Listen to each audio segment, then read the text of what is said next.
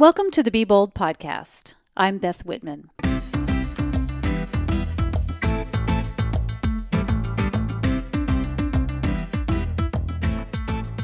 Thanks for joining me today for another episode of the Be Bold podcast.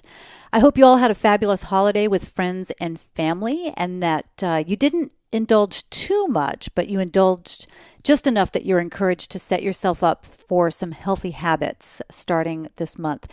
And I feel like it tends to work like that. We let ourselves go just enough that we're eager to get back on track. At least that's how I work. I may eat poorly for a couple of days or even just for a meal, and then I just want to go fast or do a cleanse. Well, whether you were good for the holidays or you slid back a bit, here's to a very healthy 2018 for everyone. I've got some great guests lined up in the coming weeks and months, but I wanted to start the year by talking about my little accomplishment in late November because I got so many questions about this. And I'm talking about the Seattle Quadzilla. Before I get to that, if you're new to the show, welcome. You can support this podcast and women in general by sharing this and other episodes with friends and family. And that might be as simple as sharing an episode through social media. I encourage you to subscribe to the podcast or leave a review on your favorite podcast provider to let me know you're listening and that you like the Be Bold podcast. And that also helps other people find the podcast. If you follow me on Facebook or subscribe to my newsletter, you would know that over Thanksgiving weekend, I ran what's called the Seattle Quadzilla. This was 4 marathons in 4 days. Yep. It was a total of 104.8 miles, give or take a few miles due to course and GPS accuracy. I posted quite a bit about this on Facebook, but if we're not friends there or you don't actively look at your feed, you may have missed it. So hopefully this will be a good wrap up of the experience because I got a lot of questions from people who wanted to know about some of the specifics of the Quadzilla, including my why and my how.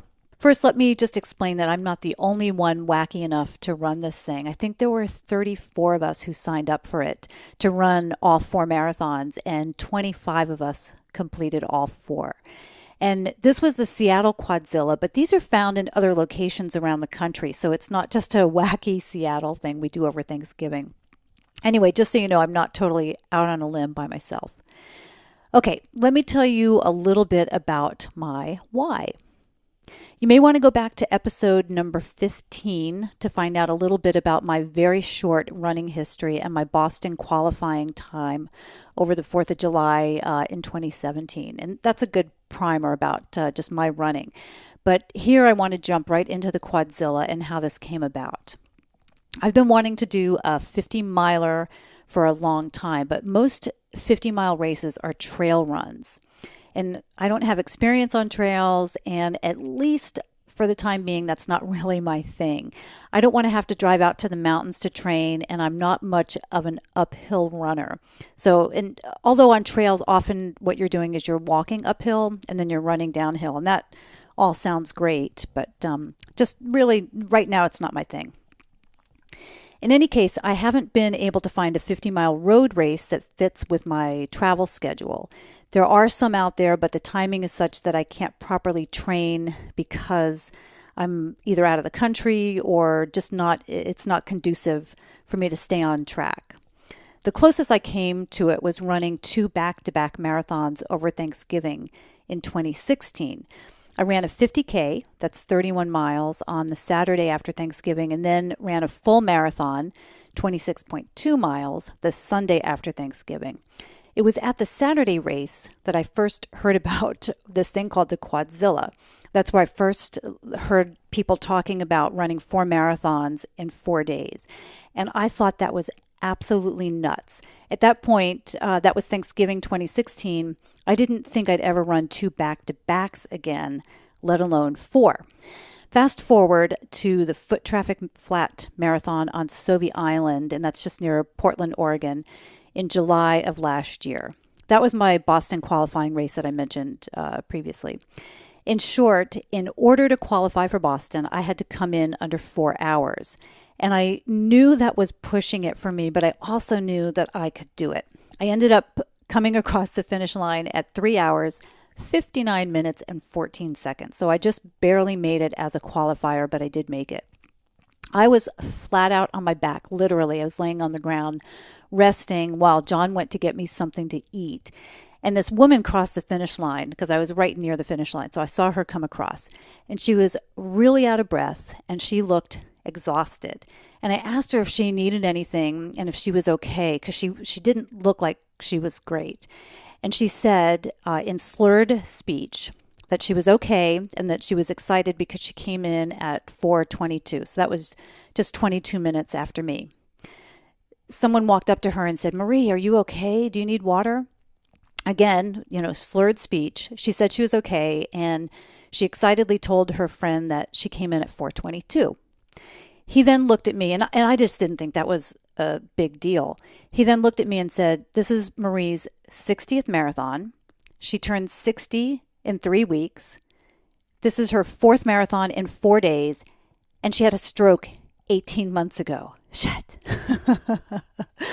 I just didn't know what to say. That explained her slurred speech, the remnants of her stroke. But it was my turn to be speechless because she was nearly 10 years older than me. She came in just 22 minutes after me, after her 4th marathon in as many days, and 18 months after having a stroke. So I knew that there were these people who did these 4 marathons also down in the Portland area over this weekend or this time frame. So after hearing Marie's story, I felt like I had no excuse not to try the Seattle Quadzilla later in the year. So I set my sights on it and I started training for it. So in short, Marie was my inspiration. She was my why. I thought if Marie could do it, I knew I could. And at least I had no excuses not to just give it a shot. Something I've learned in the past few years is that I really just want to see what my body and mind are capable of. And that's another part of the why. I want to see what I can do. So, why not give it a shot? Now for the how. My training for the Seattle Quadzilla actually wasn't ideal. I traveled to India for 2.5 weeks in October. Not only was I leading a tour, and that demands most of my time, but I'd be in India where it was close to impossible to run, and that's for several reasons. First, it's a flat-out health risk to run in Delhi. Although my group was there, we were lucky enough not to have been in Delhi when there was a lot of pollution, when it hit dangerously high levels. That happened a week later. It was really, really bad, just terrible smog. But it still wasn't great while we were there. So it's just not a good idea to run in Delhi, health-wise. Second, as a woman, I couldn't just walk outside in a tank top and shorts in India like I can in the US or in many other countries. It just is not culturally acceptable. And with the heat, it would have been ridiculous to wear running pants or even something just covering up my shoulders. Just way too hot for that. So I was able to use a treadmill a few times in Delhi at the hotel, but most of the accommodations we use, they were boutique hotels or heritage properties, and none of those have a gym. So on most days, I just wasn't able to work out at all. Anyway, the short of it is that leading up to the Quadzilla, I had to take a pretty big break from running. And then when I returned, I had to ramp up really quickly. And that means I had to get in a lot of miles, including long runs of 18 to 20 miles in the month between returning home from India and the actual races. So before big races, it's really critical to taper, to wind down and give your body a rest so your muscles can repair themselves and then be ready for race days or, multiple race days in my case. So I get home, I run a bunch of miles in a couple of weeks' time, and then I take it easy so my body is strong for the Quadzilla. Now, most training plans for marathons include a solid 16 weeks of running with one long run during the week and a variety of lengths and intensities on other days. And I pretty much just ran as many miles as I could get in, and that was as many as 65 miles in 1 week before backing off. So after I got back from India, ramped up really fast, had 1 week where I ran 65 miles total, and then started tapering for probably 10 days, maybe 12 days before Thanksgiving. So that's how I kind of, that was my race preparation. Another question that I often get is, what did or do I eat? So I'm going to break this into two parts. The first is what I eat on a regular basis and leading up to the races. And then the second part is what I eat, when I'm actually running the marathons. First, I know my body pretty well. I know that I feel better, I recover faster, and just am overall a better person and athlete when I stick to a strict routine. And for me, and this is just me, so something else might work for other people, this means as little sugar as possible, plenty of protein. I have found that I need about 85 grams a day, and that's how I feel my best. Little to no alcohol, little to no caffeine, and staying away from inflammatory foods like white flour. So in a typical day, I'll start out with frozen berries and soy milk and maybe a Weetabix biscuit. I generally eat about 30 minutes before I head out for a run. That's what I have, that little fruit and soy milk. When I get back from the run or workout, I have a smoothie with soy milk, fruit, superfood powders like maca, acai, spirulina. I toss in some turmeric, because that's an anti-inflammatory, cinnamon, ground cloves. I don't know. I've got a pantry full of all these great things. I then top it off with spinach and kale. And I'll drink at least a full glass immediately and then spread the rest of it out for later in the day. And sometimes I'll have it with lunch or as my lunch, or it might be an afternoon snack. So I just kind of spread that out and enjoy it. I'll then put on oatmeal, take a shower, and by the time I'm done, I eat my oatmeal, and that will usually sustain me until lunch. For lunch, I may have a salad with a protein like warmed up tofu or tempeh, or I might have a soup like a black bean soup. And then later in the afternoon, I might have an apple, and then dinner I'll have what I didn't have for lunch, so either soup or salad. And I might have pasta in there, rice and beans, a stir fry, steamed veggies if John has whipped up something yummy. So try to vary it. It's pretty similar on a day-to-day basis. I'm not completely perfect. Dark chocolate may cross my lips, and on occasion at brunch, I'll have a croissant or some other treat that's totally bad for me. So the second part of my nutrition has to do with what I eat during the races. So I have to plan for water and nutrition consumption based on about 4 to 5 hours of running. So I start out with the same treat that I eat on my regular running days. I don't want to throw my system off, so I keep it consistent with berries and soy milk, and if it's a long run, maybe a couple of the Weetabix biscuits. And then right before a long run or race, I'll treat myself to a Cliff Shot Block or Pro Bar Bolt gels. And these are like little candy-like gels, and they give me a sugar boost. And really, probably more than anything, it's just like, it's my treat. And I feel like it's justified to have it before I take off. When I'm running, I typically then eat goo gels, and these are about 100 calories each. And I'll have one I have one at mile 4, and then I have one every 3 miles after that. And I've probably trained my body to expect these every 30 or so minutes. And I don't know, that might not be the best thing, but I find if I don't eat them regularly, I start to get tired and foggy until I force myself to eat one, and then I perk up. So for me, it's just better to stay on a schedule and not deviate. I will say that on a couple of the race days that I did over Thanksgiving, it was nice to have a change of food. And not all races offer food along the way. In the case of a couple of these, they did. So there were peanut butter and jelly sandwiches were provided toward the end of one of the races. And at another race, there were lots of treats, including potato chips, pretzels, gummy bears, all the things. Well, I am a little bit of a potato chip fanatic, but other than that, I don't eat any of those other things. So that was marathon number 3, the Saturday after Thanksgiving, and I did load up on treats that I normally wouldn't have, and that sustained me. So that answers the food question, the food component of all of this. Another question that people have asked is about what I wore. I have to admit that it's tricky to figure out what to wear when the weather is so unpredictable in Seattle. I think literally the day before the first race, I received a dress from Numu. You can go back and listen to episode 25, which is my conversation with Ashley Fullenwider, and she's one of the co-founders of Numu. And these gals produce beautiful activewear dresses.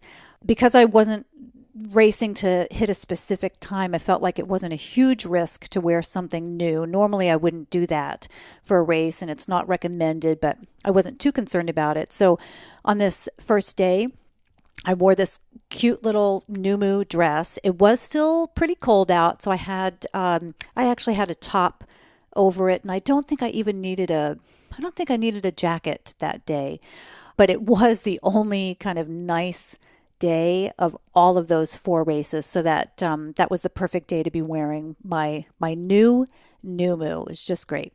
One of the greatest pieces of advice I received early on in my running is that when you're in a race, bring clothes that you can throw away. And because November in Seattle isn't necessarily known for its warmth and sunshine, I knew I'd need to wear layers. I had a light rain jacket that I had picked up at a thrift store for a few bucks, and I thought that I might toss it if the weather warmed and cleared up, but it never did on the race days when I wore it, and that was Friday, Saturday, Sunday. So I wore it the whole time. In the case of the Seattle Marathon, we started in rain, it got sunny, and then it poured at the end. And I was so tempted to toss my cool weather gear, this jacket, when the sun came out, but I'm so glad I didn't, because by the end it was pouring out, and I was glad to at least have a little bit of protection on my skin. Not that I think it didn't even matter, but I guess it maybe kept me a little bit warmer. I'm not sure. I think the only time I ever threw away clothes was at the Tokyo Marathon.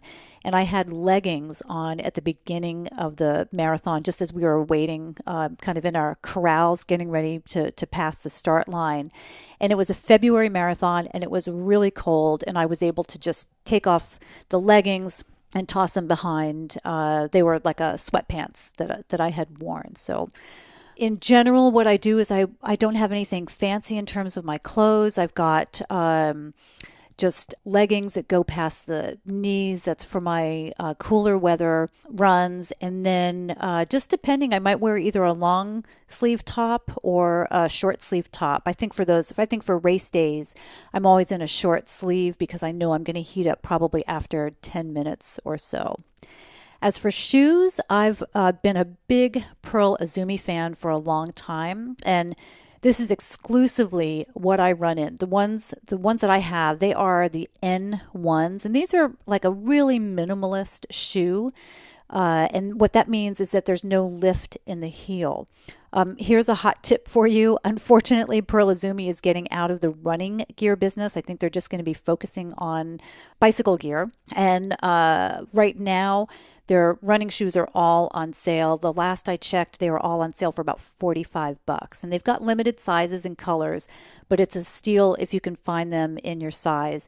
And I bought enough pairs, I think, to last me at least for the next 2+ years. So I'm well stocked, and I think I left some for you guys to pick up as well. Here's a question that never gets asked, but I know people are curious about. What about using the bathroom during a race? Well, I have to say that I've never had to stop during a race to use a bathroom. Yes, even after 5+ hours of running, and I think I've now run 10 marathons, I've never had to stop. I know some people have terrible stomach issues during races, and this can really hold people up, especially if it's a big race in terms of the crowds and there are long lines at the honey buckets. And honestly, I don't know why I've never had to stop. Certainly part of it is the fact that your system shuts down and puts all of its energy into running. But I do use the honey bucket. I always try to use it no more than 15 minutes before the start of a race. And then my food intake obviously is minimal, and I'm burning calories.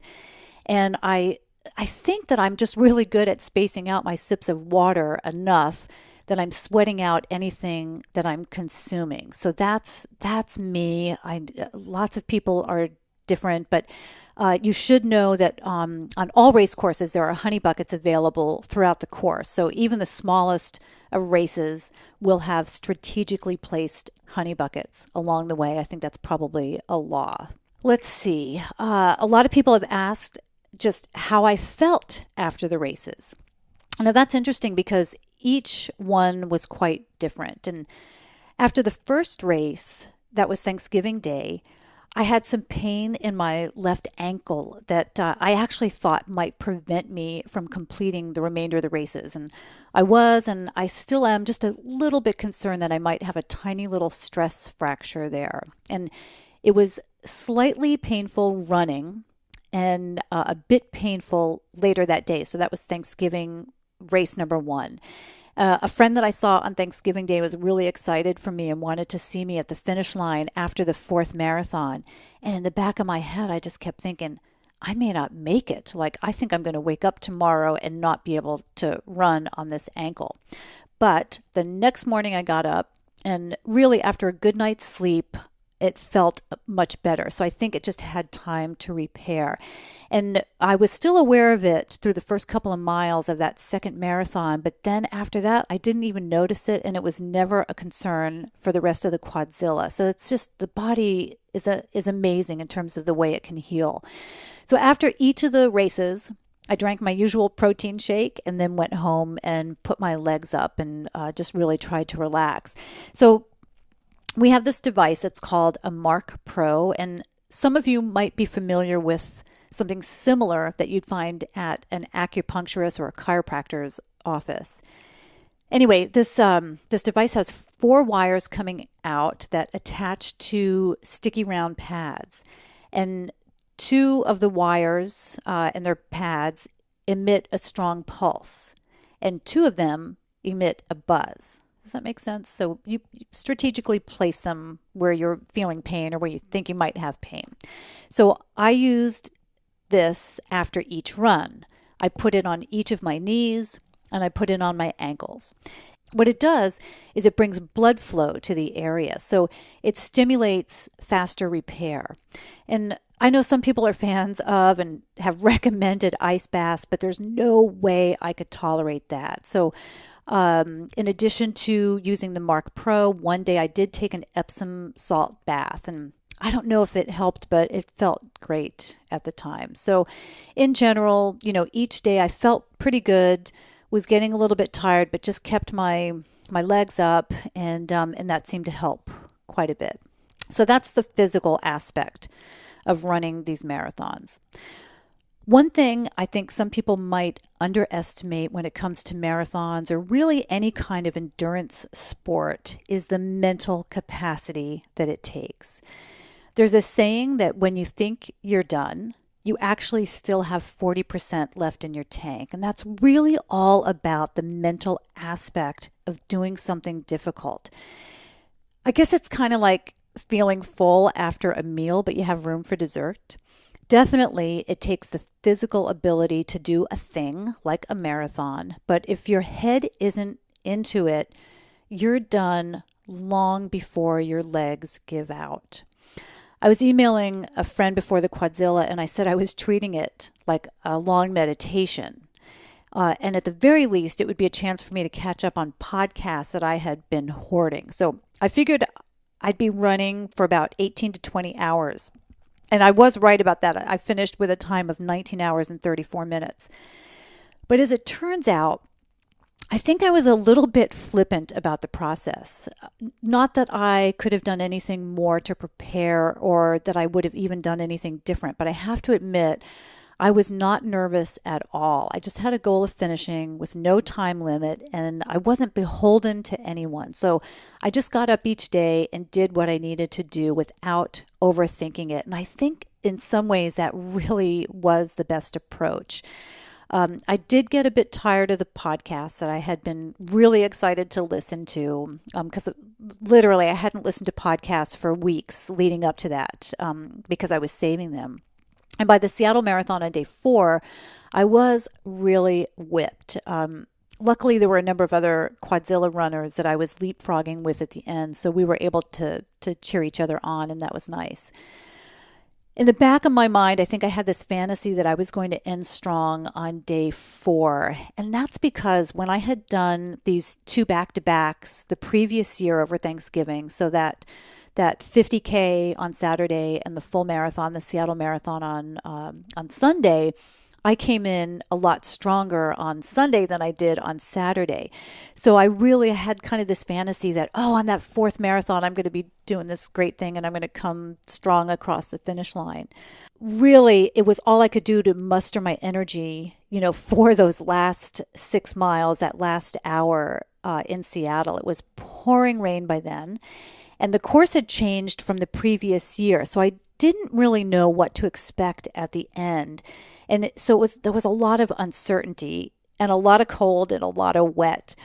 I ended up letting myself walk for a minute every half to full mile, and that helped me get through that last push. And I think I feel like I probably ended it pretty strong, pumping my fists over that last finish line. So of the 25 people who finished all 4 marathons, the Seattle Quadzilla, I came in 10th, and I was the 4th female. So not bad, but not a lot of us out there. There wasn't a lot of competition in terms of that 25 people. So I have to admit one thing, that I was very lucky to have John's support for this crazy event, and I do not underestimate that at all. I know other runners just don't have the same kind of support from their partners. So just huge thank you to him. I have to admit I wasn't very much fun that weekend because I would come home each day and just hang out with my feet up, wanting to get as much rest and sleep as possible so I'd be ready for the next day. So I was hanging out watching stupid TV, on my iPad and reading. When it was all said and done, my body was tired for sure, but I wasn't completely wiped out. Amazingly so, I think. My legs were sore and I was teetering around for a couple of days. It was hard walking up and down stairs, for example, but I was probably more sore after my first marathon in Honolulu. So I feel like my body is getting used to the extreme exercise, and maybe more importantly, it's learning how to repair itself. I did take a couple of short runs the week after the Quadzilla, but then 10 days later, I was off to Peru to hike Machu Picchu. And so luckily, I didn't take my running gear with me to Peru, as it would have just taken up space. We were at altitude the entire time, and there is just no way. I know how I am at altitude trying to run, so it would have been really difficult for me. I would have been really wiped out at 12,000 feet or so.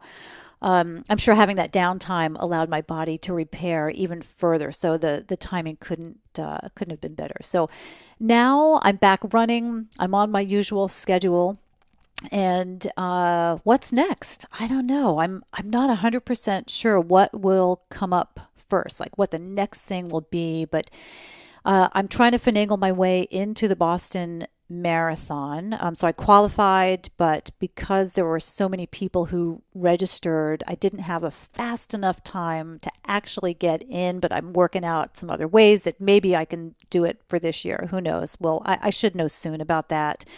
I do plan to run another race this year to qualify again for Boston, but with a better time, so I can actually get in for 2019. And I think that's my really big goal this year, is to just focus on that. I'm also keeping my eye open for a 50-mile road race. That's still on my wish list. And also John and I will be doing a triathlon relay where I run, he bikes, and a friend swims. We just haven't identified which of these we'll be doing. Still working on that. So until I figure out my next races, I'll continue to get up each morning. I'm still lacing up my shoes, my Pearl Izumis, and I head out. So that's it. Hopefully that more than answered your questions about the Quadzilla. Like I said, I got a lot of questions on Facebook about it, and just when I run into people, they all want to know about it. So I just thought in one fell swoop, I'd try to take care of as much as possible. With that, thanks for listening today. A quick reminder to the ladies out there, please join our Be Bold Facebook group. It's a growing community of women. It's a place where we share goals, talk about our setbacks, and where you can find words of encouragement and inspiration from others. I think we've got about 2,500 members there now. And what's really great is, like, I've posted about my marathons and I get all these great words of encouragement, and really, I draw upon that when I'm out there running. It's really quite inspirational and, makes me feel like I'm part of this wonderful community. You can find out more about me by visiting wanderlustandlipstick.com. You'll find show notes and all of my podcast episodes on beboldpodcast.com. If you feel like being bold yourself, why not join me on one of my tours? Right now, I've got spots available on North India, and that's a tour that we just announced, and it always sells out. Tanzania, and that includes a safari as well as a trek up Mount Kilimanjaro. And I've got space on Papua New Guinea, as well as culinary tours to Santa Fe and Seattle. You'll find all of those on wandertours.com. If you'd like to connect with me, you can friend me on Facebook, and I'm WanderGal on Instagram. Sign up for my newsletter on the Wanderlust and Lipstick site, and you'll receive a series of tips for making your travels safer. Hey, I'll also let you know that I'm going to be speaking at a few events. Just early this year, I'll be in San Diego at the Travel and Adventure Show, and I am in the Bay Area. I think that's the Santa Clara Convention Center in mid-February, and then I'll be in Dallas in mid-March, and those are all travel and adventure shows, and you can check out their website, and I'll link to that in the show notes as well. Thank you for joining me for another episode of the Be Bold podcast. Until next time, be bold.